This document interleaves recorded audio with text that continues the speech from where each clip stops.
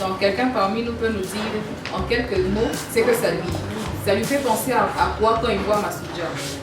Il peut y avoir, on a des hémorragies, on a des infections. Nous devons faire quoi? Nous devons gérer ça. Si nécessaire, proposer un rendez-vous de suivi, assurer l'orientation vers les autres services de santé de reproduction de référence. On avait trouvé que les filles se faisaient avorter par n'importe quoi.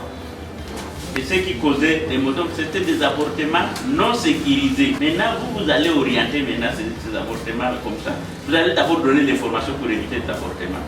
Mais ceux qui ont déjà des avortements inévitables, vous orientez. Les filles utilisées, je vous assure, les charlatans sont dangereux. Soins donnés aux personnes concernées. Mes attentes concernant l'atelier de lancement de réseau de référencement pour le soin d'avortement sécurisé sont d'abord la crainte de la façon dont nos familiers vont recevoir, accepter ces soins. Si déjà tout le monde pouvait avoir une sexualité responsable, on ne pouvait pas avoir des enfants de la rue. On ne pouvait pas avoir tous ces bandits qu'il y a sur les rues. Là. Tout ça, c'est parce que quelqu'un a mis au monde quelqu'un et il l'a abandonné. Et la personne est en train de survivre à travers le vol, les tueries, les rébellions. Et ça, ce n'est pas bon. Ils verront que ce chatbox va vous laisser la possibilité d'apprendre plus sur la santé sexuelle, les contraceptions et l'avortement. Donc quand vous aurez le temps, vous pouvez l'ouvrir. Je préconise que c'est vraiment important de faire savoir aux jeunes filles, aux femmes de la communauté concernant l'avortement sécurisé parce que les avortements clandestins sont purement mauvais parce qu'ils font rage dans notre pays, dans la communauté.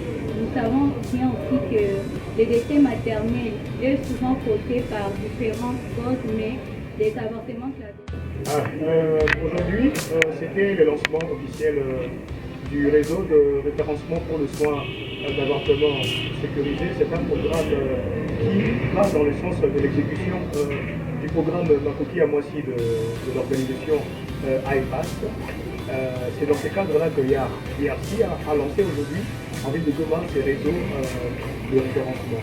Alors 20 jeunes au total ont été capacités d'une manière d'abord pratique et puis technique en ce qui concerne les informations claires qu'ils vont ensuite transmettre à la communauté, question de lutter et puis de réduire dans les mesures le plus bas possible les décès liés aux avortements clandestins qui